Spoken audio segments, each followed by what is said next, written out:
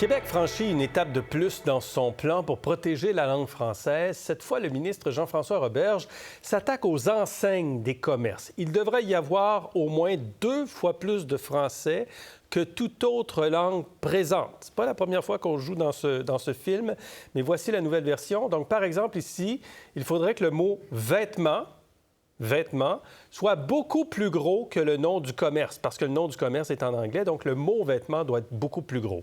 Même logique pour les étiquettes de produits. Dans cet exemple, l'entreprise devrait traduire toutes les mentions en anglais pour faire en sorte, donc, qu'il y ait autant de Français, même plus de Français, qu'il y ait 2 fois plus de Français. Alors, Karima, d'abord, qu'est-ce que vous pensez de ce plan détaillé davantage avec des pictogrammes aujourd'hui là, par Jean-François Roberge? Bien, c'est parce que je pense que la défense du français, ça va au-delà de tout ça. Donc, comme peut-être on n'en fait peut-être pas assez, bien, on se rabat sur des façons de faire comme ça. Cette fois-ci, c'est pour l'affichage. Vous l'avez dit, c'est un combat quand même qui existe depuis plusieurs années. Ça vient, ça va. Bon, de mon point de vue, je pense que de rappeler quand même qu'au Québec, le français, c'est la langue officielle, que Montréal, c'est la ville francophone en Amérique du Nord. Il faut quand même, encore une fois, le dire. Je ne sais pas, il me semble que ça devrait aller de soi. Alors, toutes les mesures pour réaffirmer ce fait français, je pense que oui, il faut aller de l'avant avec tout ça, mais c'est un petit peu l'éléphant dans la pièce, c'est que je pense que le chantier est beaucoup plus large que ça et on décide donc d'attirer l'attention sur cette question plutôt que, disons, d'activer le grand chantier comme tel. Et donc, est-ce qu'on est sur la bonne cible, Tacha, en demandant aux entreprises d'afficher clairement 2 fois plus gros en français? Et là, on pense surtout à des entreprises qui ont des marques de commerce en anglais. Oui. OK. Moi, je suis assez vieille que je me rappelle les années 90 et la police de la langue qui allait avec leurs petites règles puis mesurait la taille des lettres dans les affiches. On riait de ça. Écoutez, je pense que oui, il faut protéger le fait français au Québec, absolument. Mais il faut aussi pas devenir quelque chose de risible dans le reste du monde. Rappelez aussi Pastagate en 2013, quand le restaurant Ben a noté, on l'a dit que le mot pasta, le mot calimari n'était pas français, on ne peut pas le mettre là. On riait de nous partout dans le monde. Il y a une façon de faire et de dire, écoutez, on va s'assurer que le fait français domine, sans, je pense, tomber dans les petites mesures de ce genre-là. C'est une petite mesure, c'est risible, ce qui est présenté par M. Roberge? Bien, je pense que les pictogrammes, là, écoutez, je pense que les choses devraient être sur les affiches, sur les bouteilles, par exemple. Oui, bilingue, c'est un sens de santé aussi. Les gens ont le droit de savoir ce qu'ils consomment. Mais si tu as une marque de commerce qui est anglophone, Foot Locker, par exemple, est-ce que ça va être pied, casier pied, je ne sais pas. On n'ira pas traduire la marque de commerce. Non, mais à un moment donné, juste ça remettre devient... à l'écran les 2 exemples. Là. Juste remettre à l'écran les 2 exemples. Avant, c'est écrit en petits vêtements Cool Kids.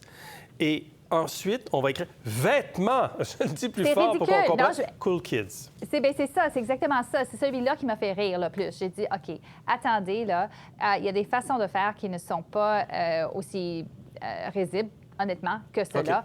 Okay. Le Québec mérite plus que ça. Voilà. Jacques.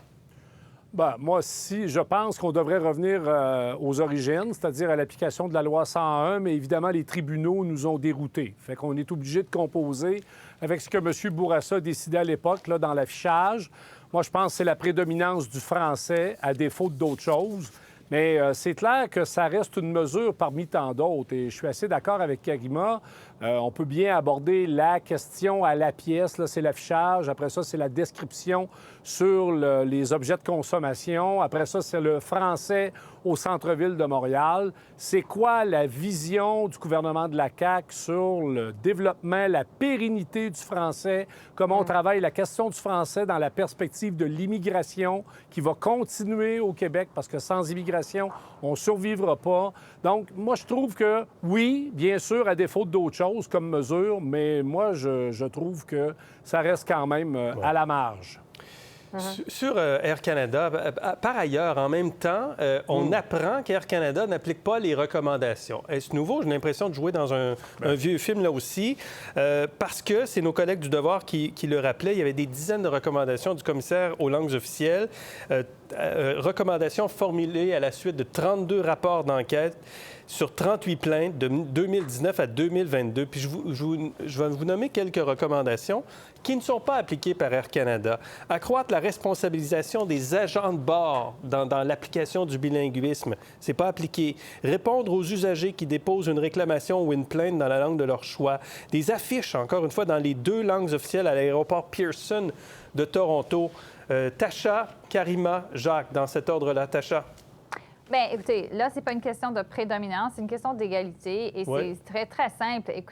Il n'y a aucune raison qu'Air Canada ne se plie pas à cela.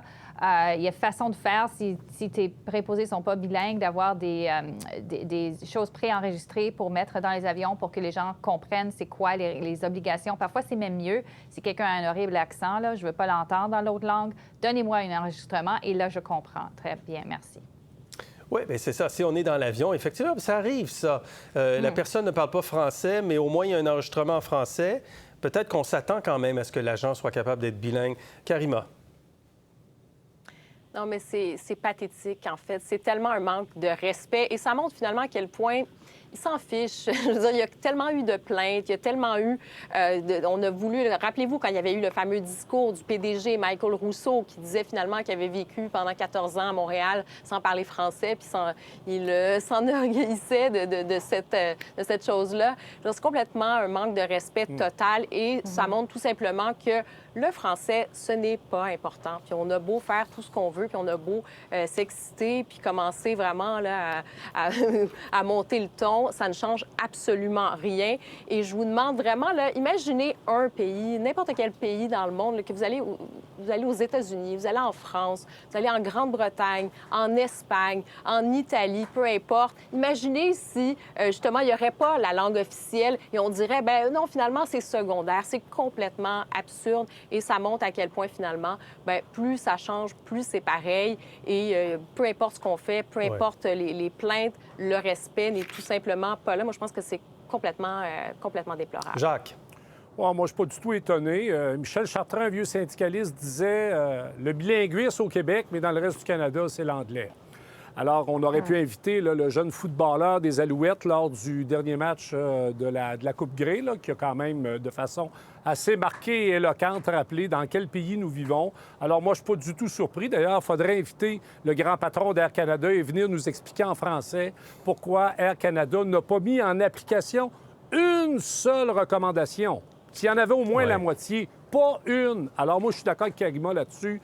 À part de mépriser les Québécois, les Québécoises et le fait français au Canada, je vois pas autre chose. Le PDG d'Air Canada s'appelle Michael Rousseau. Je vous mentionne que je l'invite souvent en zone économie à venir donner des entrevues en français, mais on me dit toujours que le français n'est pas encore à point pour le PDG d'Air Canada. Et le joueur de football s'appelle Marc-Antoine Dequoy.